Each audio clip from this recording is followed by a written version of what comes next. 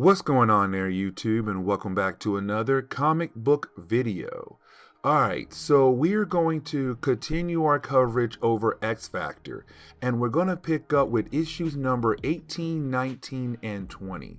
Now, today's video is going to be about the idea of X Factor fighting against the Four Horsemen of Apocalypse.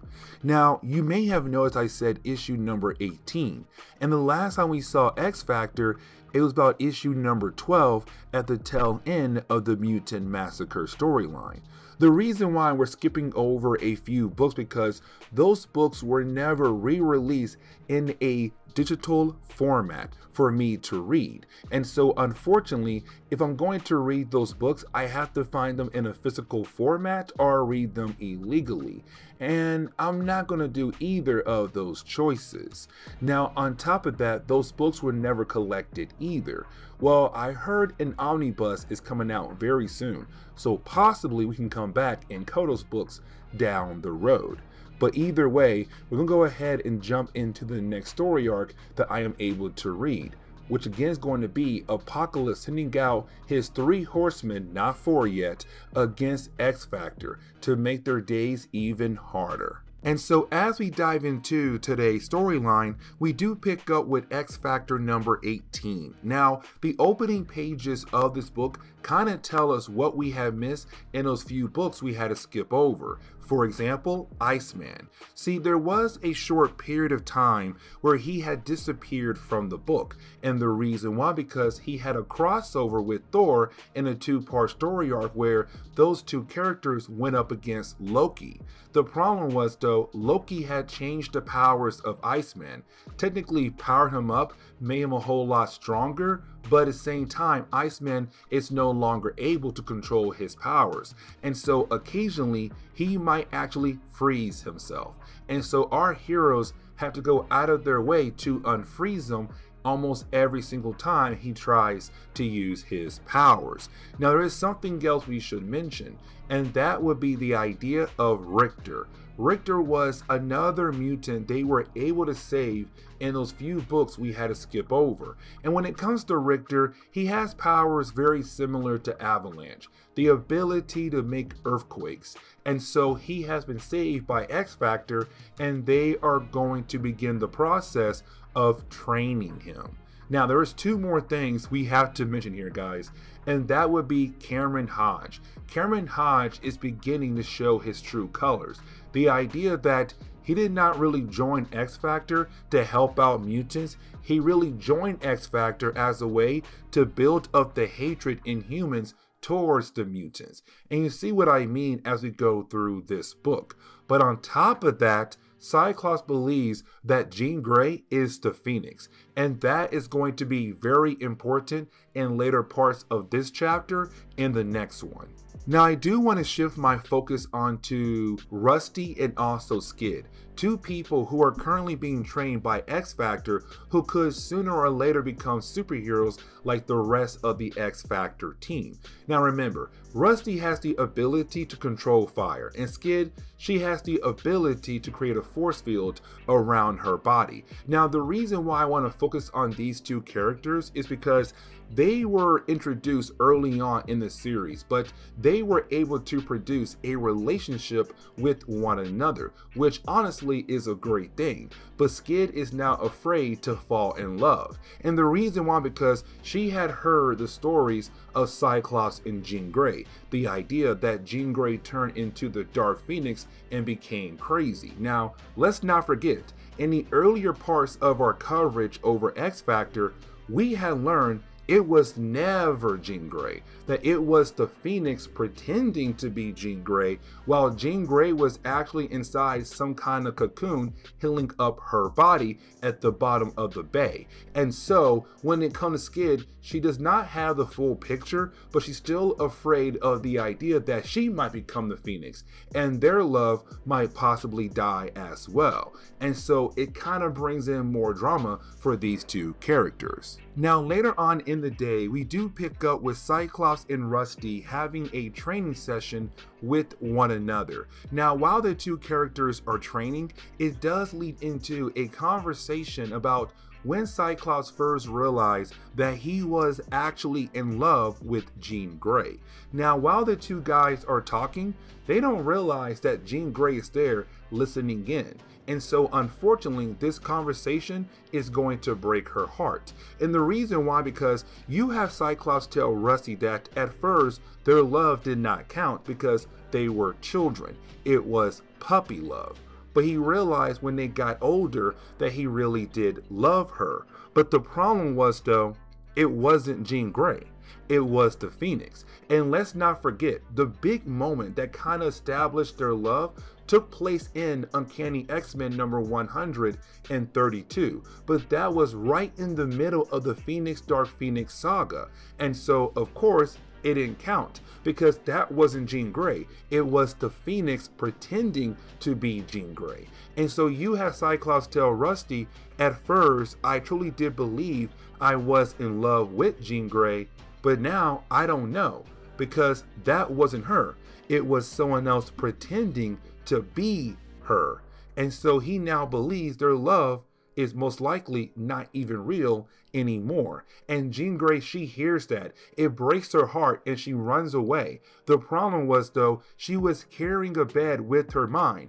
That bed crashed on the ground. Cyclops overhears the crash and realized that Jean Grey was there. Now, while you have all three characters moving around, well, Cameron Hodge is watching them, and this begins the process of us seeing how truly evil this character is.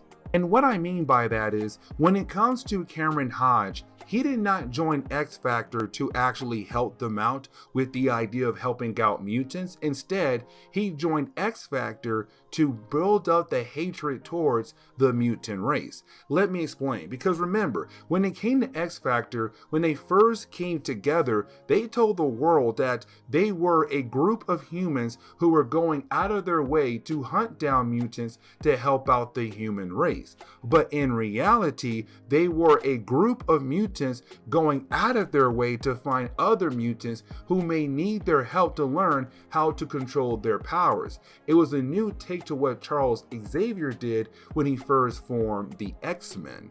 And so you had Cameron Hodge being the man in charge of their advertisement, their PR man. And so when it came to Cameron, he kept putting out commercials, say, if you need help, call in X Factor. The problem is, though, every single new commercial is getting worse and worse, with the idea of saying mutants are evil, mutants deserve to be destroyed. And when it comes to Cameron, he's lying to their face saying, hey, I'm only doing that so that we can get more calls and you can find more mutants.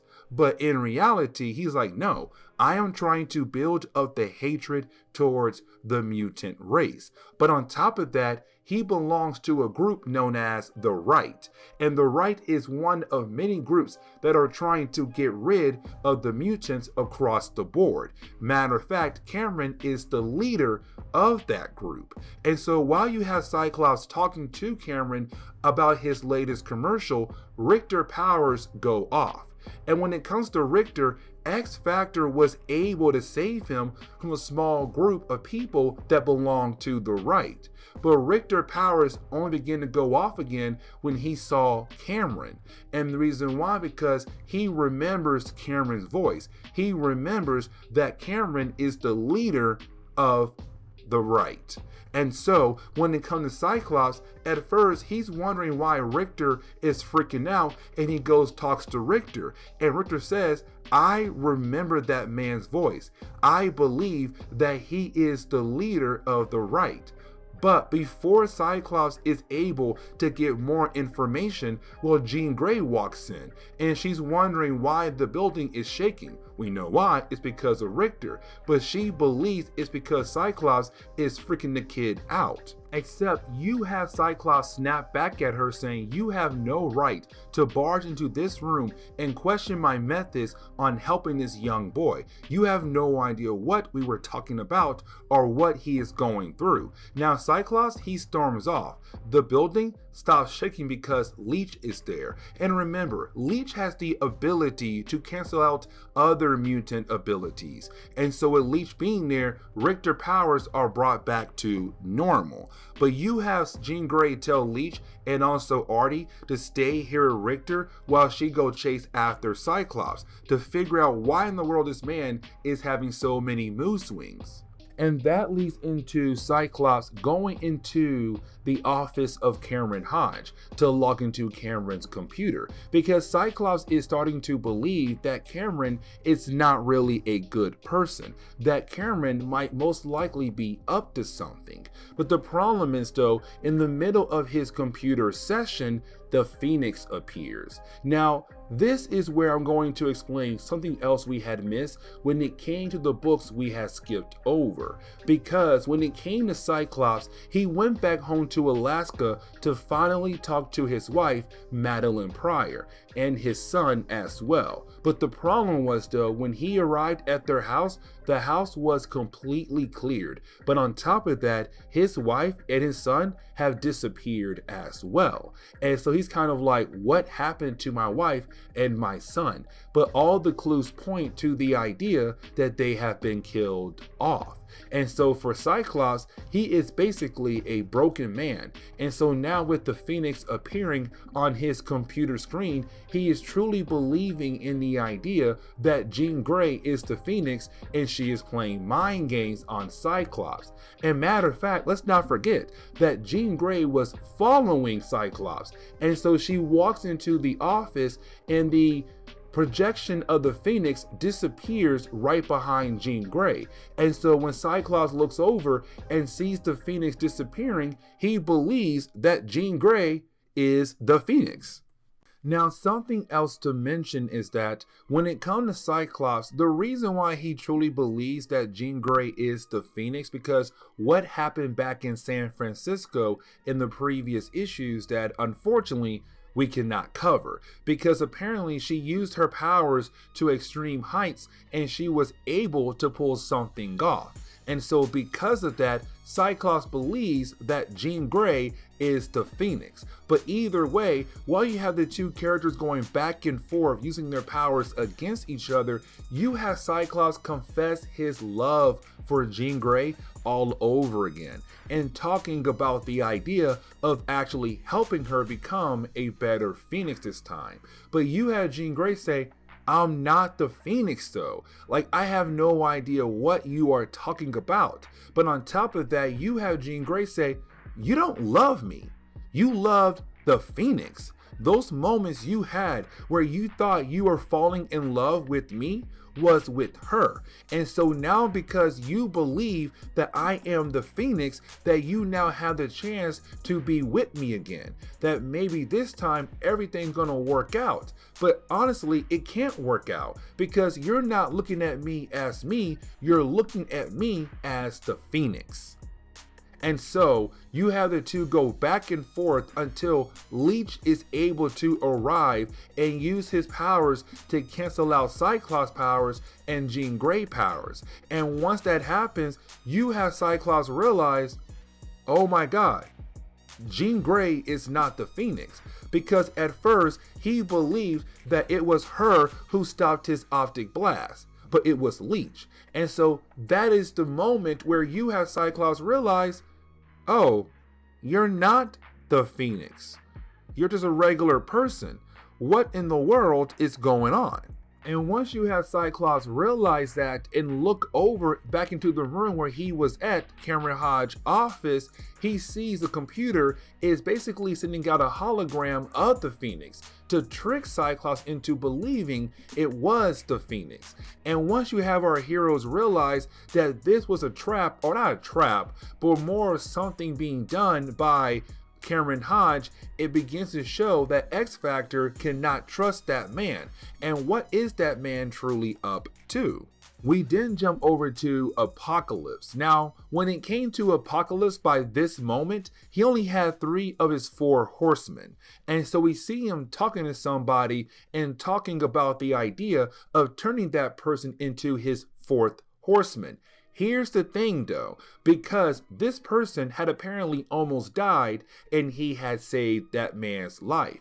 And now he will give the man the ability to have his powers back, but to also go after people who took his powers away.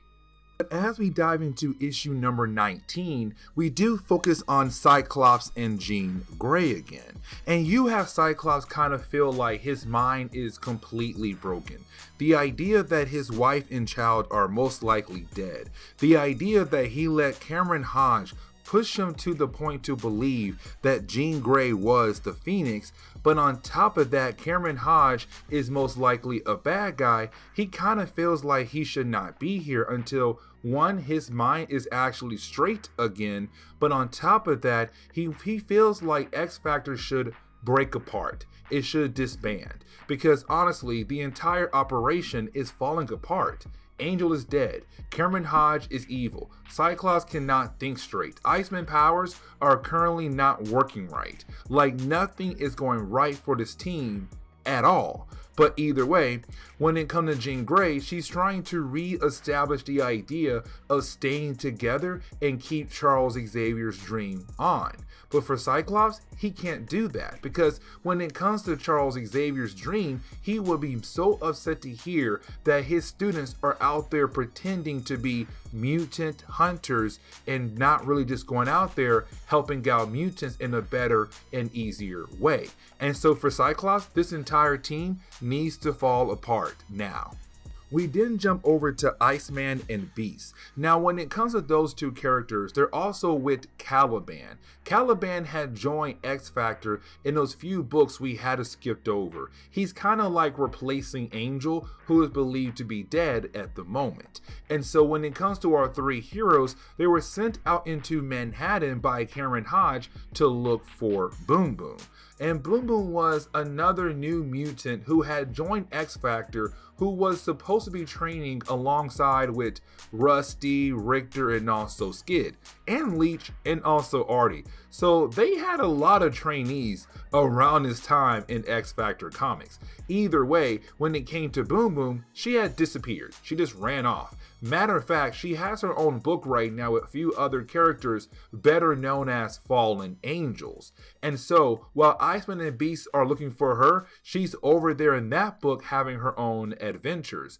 And we're not going to cover that series. But you have Iceman and Beast trying to find her. Now, while out there, they do run into a crowd of people who begin to hate on them because they realize that Iceman and Beast are two mutants. And this goes back to Cameron Hodge all over again, because Cameron Hodge is putting out advertisements that are basically saying that mutants are evil. They should be killed off left and right. And so now the hatred towards the mutant race is growing even faster. Now, while you have Iceman, Beast, and also Caliban out there looking for Boom Boom, well, they have no idea that they are being watched by no other than Apocalypse. Now, while Apocalypse is watching over those members of X Factor, well, his three horsemen that he had recruited so far are fighting against one another to kind of see who is the most fittest of them all. Because remember, when it comes to Apocalypse, he's really big on the idea that if you are weak, you do not deserve to live. You deserve to be killed off.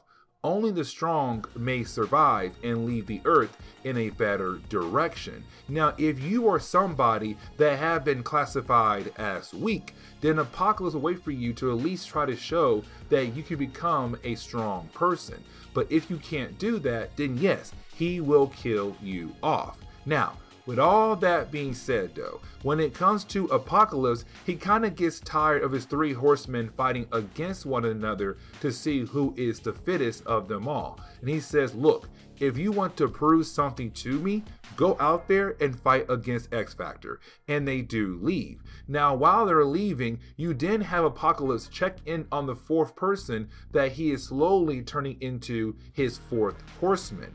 And you had this person tell Apocalypse and us that he knows that Apocalypse is playing with the minds of his other three horsemen. Now, when it comes to Apocalypse, he's kind of like, yeah, I am. Why in the world would I deny that? Because matter of fact, I'm going to do the same thing to your mind once the process is done with you changing into my final fourth horseman, which is going to be death. Now, getting back over to Cyclops and Jean Grey, you have the two characters trying to teach Leech how to control his powers, because sometimes his powers are really great and other times his power is not really that great. Because remember, Leech has the ability to cancel out other mutant abilities, and that would be great if they're fighting against someone. But just imagine that you are about to die and your powers are the only way to save your life, but Leech is next to you and your powers are canceled out and then you die. And so for the X Factor, they're trying to teach him how to kind of control his powers. Except while you have Cyclops and Jean Grey trying to teach him, you have the rest of the trainees run into the room to inform Cyclops and Jean Grey that Beast, Iceman, and Caliban are currently fighting against the three horsemen of Apocalypse. And so that leads into X Factor and also the three horsemen of Apocalypse fighting against each other. Now, while you have the two sides fighting against each other, you do have Cyclops mention the idea that these three horsemen are really proving to be an actual challenge for our heroes. Matter of fact, our heroes are having a hard time winning this battle. Now, while you have the two sides fighting against each other, you do have Cyclops tell Iceman to freeze the entire area around them, to basically hoping to freeze the three horsemen as well. Now, let's not forget, in the last chapter, we had learned that Iceman powers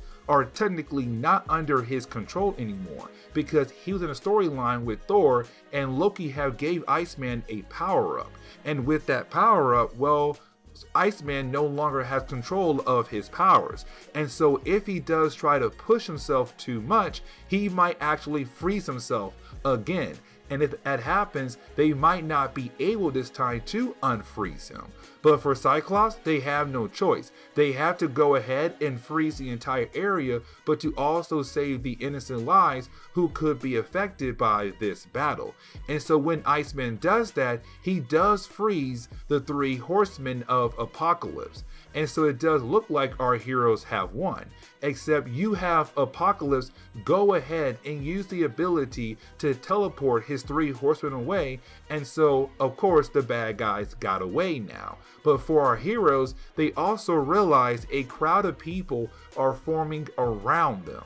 Now when it comes to our heroes, they're hoping that this moment right here really shows that mutants are not evil. Because let's not forget that when it comes to X Factor, when they are wearing their regular X Factor clothes, they are pretending to be regular humans who are mutant hunters. But when in their mutant X Factor clothes, they go with the names X-Terminators, a group of mutants who are out there trying to get rid of X Factor, but also trying to use that name as a way to prove that mutants are not evil. And so with the X Factor team right now being looked at as X-Terminators, they're hoping the crowd of people will realize that they just went out of their way to save their lives from the three horsemen of Apocalypse. We then jump back over to the base of X Factor. Now when we do, we pick up with the trainees of X Factor, who are making lunch for everyone who's part of X Factor,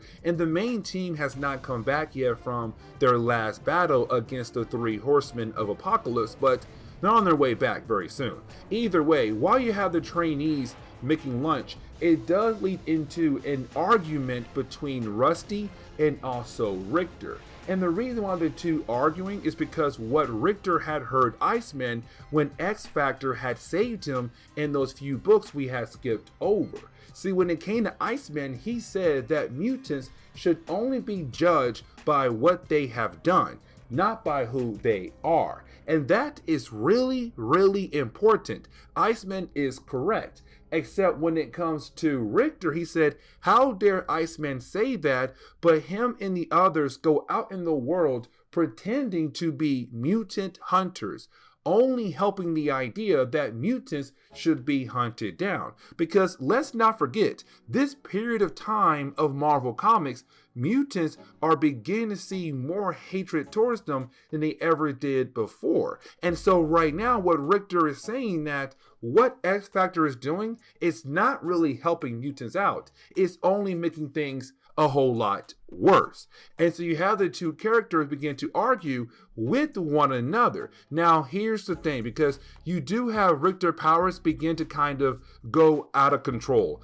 basically making a small earthquake. But luckily, X Factor had just arrived back to the base. Now, when X Factor comes back to their base, they got two people who are currently injured. First off is Iceman, because again, Loki had given him a power-up. And so because of that, Iceman is no longer able to control his powers, and he is basically freezing himself. And so they have to use Leech as a way to kind of cancel out Iceman powers so that he will not freeze himself over and over again. The other person would be Beast. And the reason why I'm saying Beast, because in the last chapter, and I forgot to mention this, Beast got touched by one of the four horsemen of Apocalypse. And of course, that would be Pestilence, who has the ability to give someone illness, some kind of random diseases. And so right now, Beast is fighting some kind of disease in his body. And so now X Factor is down 2 members currently. And so you have Jean Grey, Cyclops, Caliban trying to help out Iceman and Beast and tell the other people, the trainees, hey guys, go ahead and leave the room and let us handle this. Now, the rest of the book, I really am going to skip over it so we can kind of go ahead and wrap up today's video. And the only reason why, because the last few pages of this chapter is really more of Rusty trying to help out the humans. And what I mean by that is because Iceman went ahead and used his powers in the last chapter and froze the entire Central Park area, you have Rusty say that he should use his ability to kind of get rid of the ice to minimize the damage done in that area, but to also say like, listen, mutants can also be helpful, not dangerous. The problem is though, when Rusty is out there, he is technically caught in the middle of a gang group who are going around trying to hunt down different people who could possibly be mutants.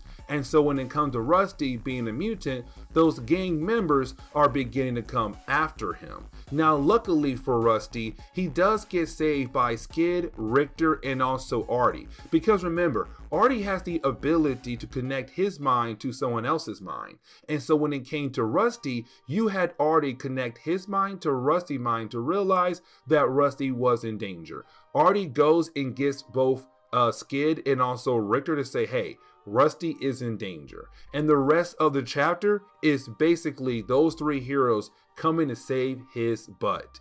But then at the end of the chapter, you have Rusty being able to use his fire abilities to get rid of all the ice in Central Park, but to also leave a message behind that technically says mutants can be helpful, not dangerous. And that is why I'm going to go ahead and skip the ending of issue number 20. I just want to make sure that we at least did cover what happened into it, because as we jump into the next story arc, we building our way up to the fall of mutants, and everything gets a whole lot more serious. But with that being said, this is where I'm going to end today's comic book video. So please leave me a like down below and subscribe. Also, if you have any suggestions on books I should read, well, please let me know in the comments below, because you never know, your suggestion could be a future video down the road. But guys, see y'all next time. Later.